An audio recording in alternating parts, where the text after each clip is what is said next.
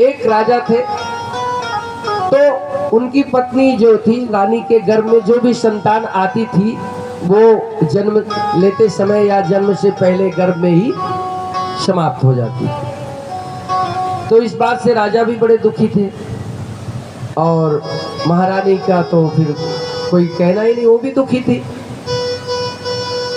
तो भगवत कृपा से रानी ने फिर गर्भ धारण किया और जब समय आया बच्चा जन्मने का तो डॉक्टरों ने कहा भी और राजा ने भी सोचा कि भाई कोई ऐसी गड़बड़ नहीं होनी चाहिए कि जो ये बच्चा खराब हो।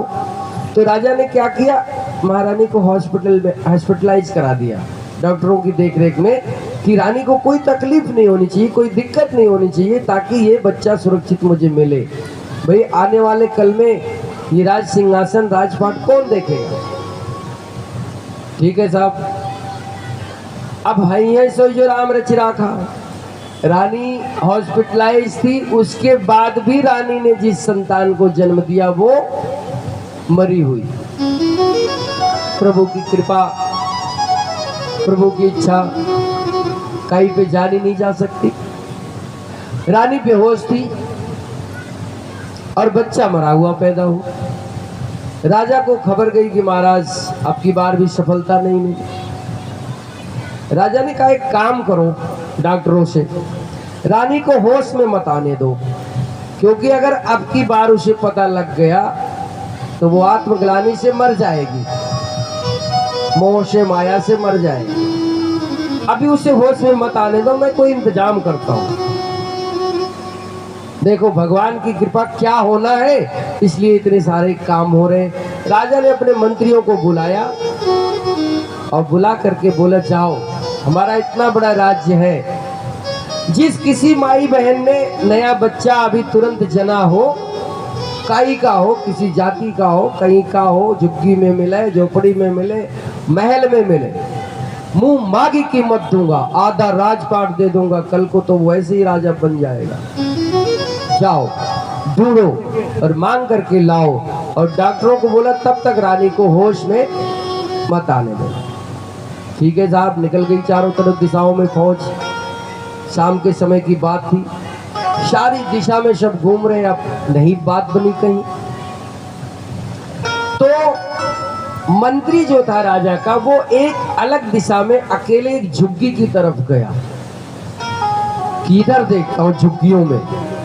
जब झुग्गियों में गया तो लंबी चौड़ी बस्ती थी झुग्गियों की, तो एक जगह से थोड़ा थाली वाली बजाने की आवाज रात 2 बजे आ रही और वहां कुछ बहनें गा रही है मंगल गीत। तो वो मंत्री वहां पे गया,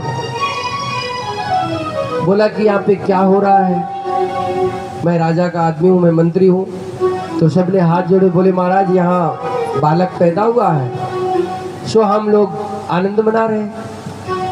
तो बोले बहुत अच्छी बात है, मेरी एक बात सुन लो।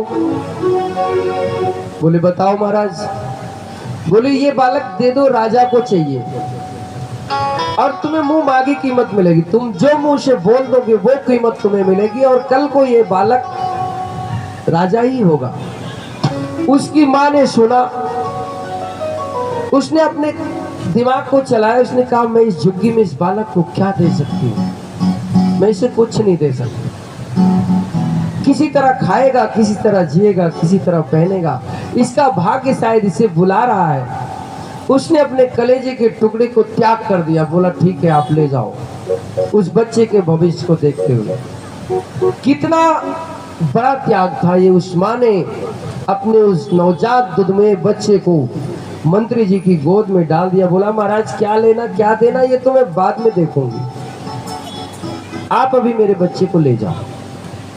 मंत्री उस बच्चे को लिया और सैनिकों के साथ आया। तुरंत महाराज को इत्तला हुई, सूचना हुई कि महाराज बालक मिल गया।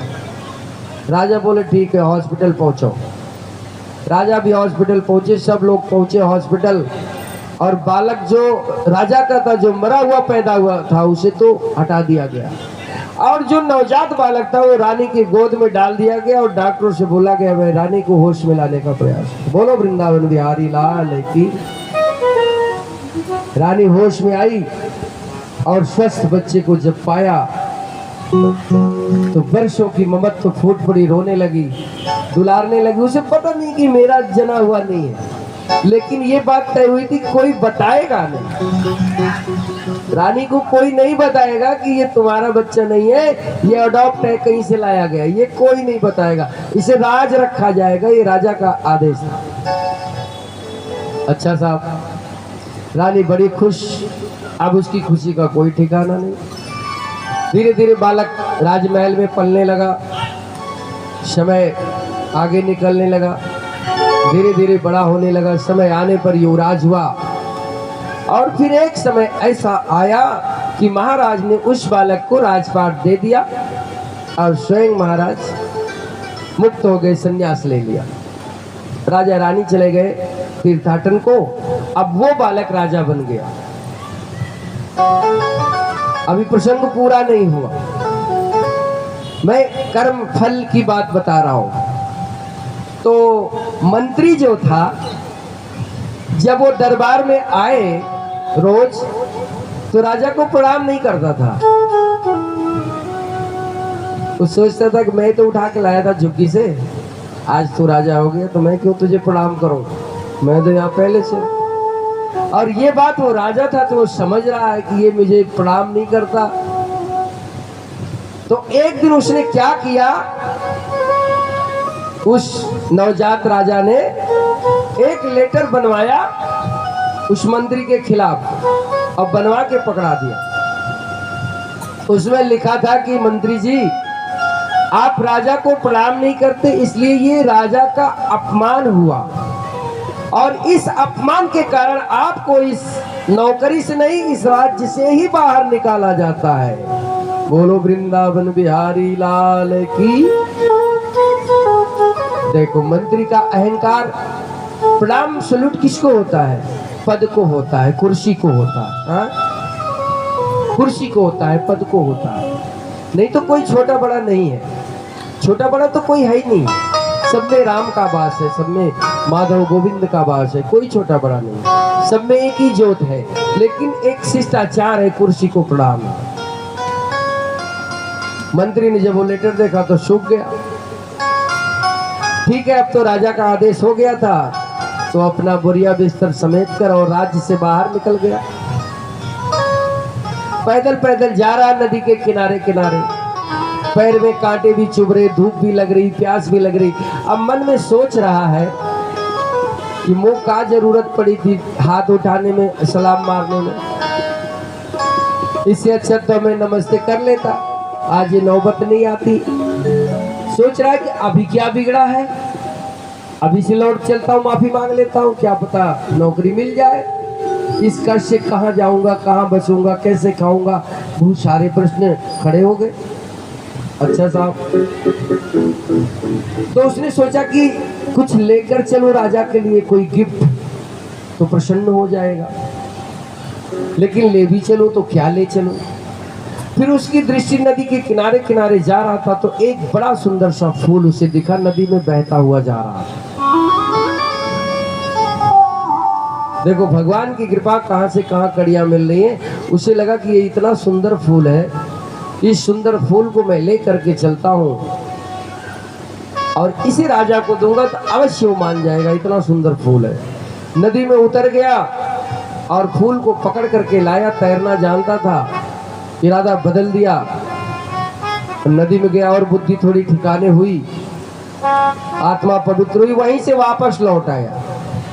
लौट करके आया राजा के महल में, आ करके हाथ जोड़ करके राजा को प्रणाम किया। बोला, महाराज मुझसे बड़ी भूल हो गई, ये मेरी गलती है कि मैं आपको प्रणाम नहीं करता था, आप राजा हैं, हमको क्षमा कर दीजिए, अब दोबारा ऐसी गलती नहीं होगी। और मैं आपके लिए, आपकी प्रसन्नता के लिए ये पुष्प लाया हूँ, आप इसे स्वीकार कर दीजिए, हमारी भूल को माफ कर दीजिए। राजा ने कहा, वाह, फूल तो बहुत सुंदर है, तो मैं ऐसा है कि तुम्हें माफ कर दूंगा और तुम्हें फिर से मंत्री पद पर रख लूंगा, लेकिन मेरी एक शर्त है। राजा ने कहा, मेरी एक शर्त है। बोले, क्या? बोले तुम ऐसे ही एक फूल और लाओ, एक फूल तुम ऐसा ही और लाओ, तब हम तुम्हें माफ कर देंगे और तुम्हें फिर तुम्हारे मंत्री पद पर बहाल कर देंगे। अब उसको कुछ आशा हो गई, खुश हो गया। जहां उसे फूल मिला था तो जिस दिशा से फूल बह करके आ रहा था उसके उल्टी दिशा में वो चलना शुरू हुआ कि भाई कहीं तो इसका पेड़ मिलेगा, कहीं से नदी में गिरा होगा।